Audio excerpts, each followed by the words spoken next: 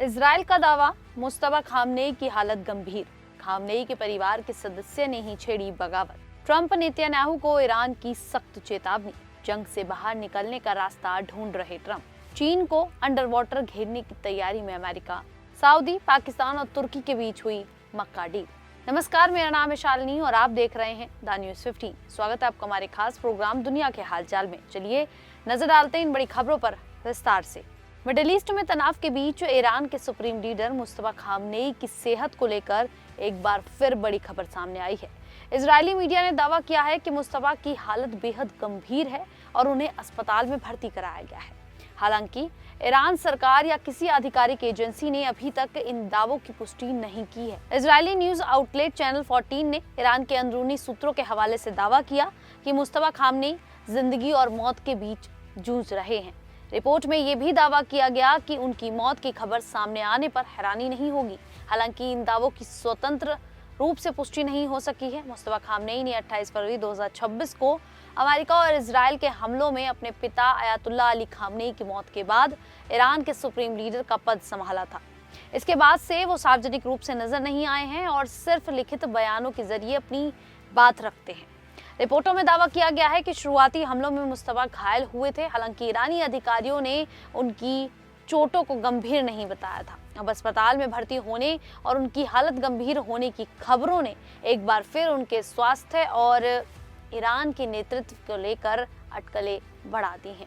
वहीं ईरान की राजनीति में एक नए विवाद ने भी हलचल बढ़ा दी है। सर्वोच्च नेता अयातुल्लाह अली खामनेई के परिवार से जुड़े धर्मगुरु मोहम्मद बाकर खराजी का एक वीडियो सामने आया है। इसमें उन्होंने मौजूदा इस्लामी गणराज्य की व्यवस्था बदलकर नई इस्लामी सरकार बनाने की योजना का दावा किया है। करीब 5 मिनट के वीडियो में खराजी ने कहा कि उन्होंने पहले से एक छाया सरकार तैयार कर रखी है। उनका दावा है कि इस संगठन के पास शासन चलाने की 60 हिस्सों वाली योजना है। उन्होंने समर्थकों से ज्यादा लोगों को संगठन से जोड़ने की अपील भी की। खराजी ने दावा किया कि उनका नेटवर्क 1000 शहरों से करीब 2.5 लाख लोगों तक पहुंच सकता है। उन्होंने जरूरत पड़ने पर बड़ी रैली करने और सरकारी मंत्रालय पर दबाव बनाने की बात भी कही। वीडियो में उन्होंने मुस्तफा खामनेई को लेकर भी कई दावे किए और कहा कि उनकी सोच उनके पिता अली खामनेई से भी ज्यादा कट्टर है। हालांकि इन दावों की स्वतंत्र पुष्टि नहीं हुई है और ईरानी सरकार ने भी कोई आधिकारिक प्रतिक्रिया नहीं दी है।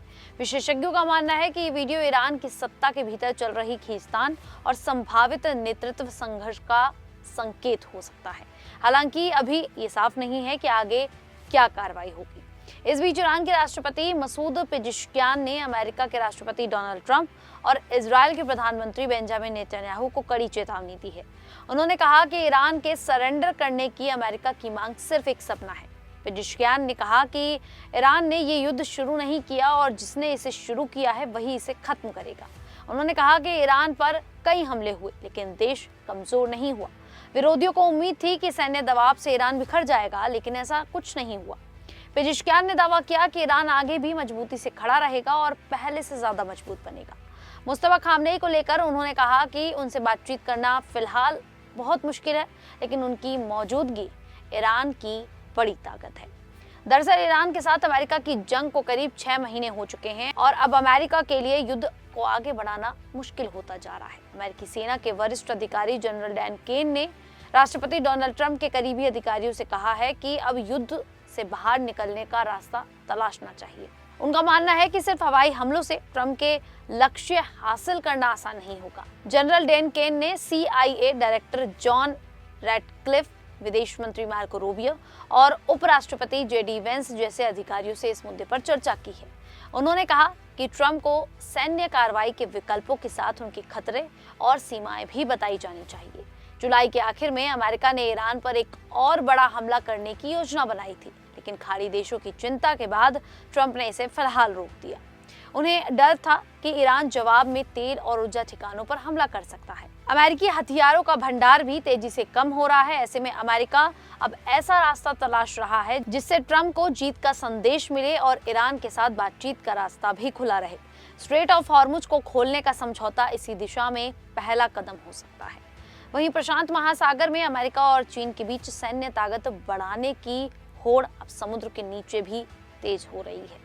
ताइवान को लेकर संभावित संघर्ष में पनडुब्बियां बड़ी भूमिका निभा सकती हैं। इसी वजह से अमेरिका अपनी वर्जीनिया क्लास परमाणु पनडुब्बियों को ज्यादातर ताकतवर बनाने की तैयारी कर रहा है। अमेरिका करीब 19 वर्जीनिया पनडुब्बियों में वर्जीनिया पोलैंड मॉड्यूल यानी कि VPN लगाएगा। इससे 4 बड़े लॉन्च ट्यूब होंगे और हर ट्यूब में 7 टॉम हॉक मिसाइलें रखी जा सकेंगी। इससे एक पनडुब्बी की मिसाइल क्षमता करीब 40 तक पहुंच सकती है।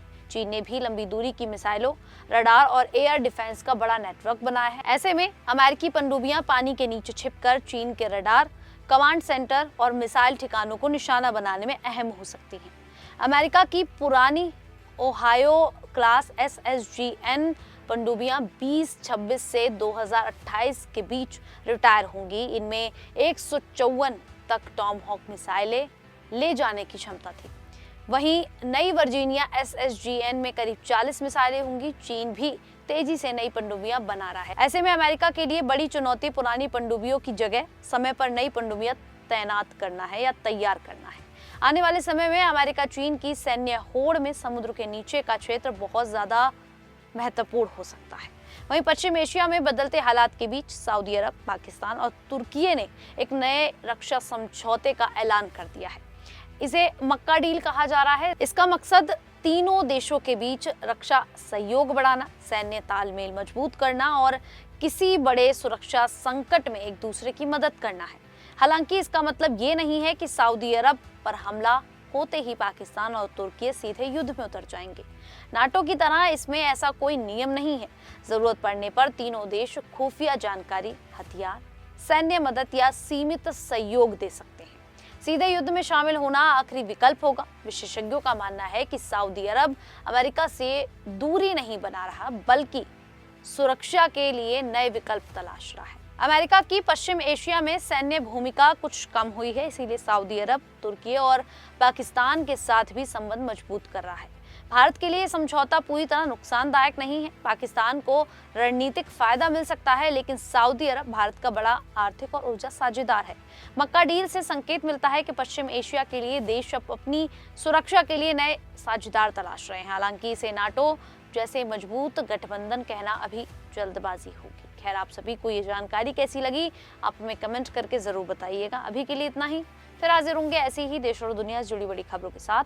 तब तक के लिए देखते रहिए द न्यूज़ 15।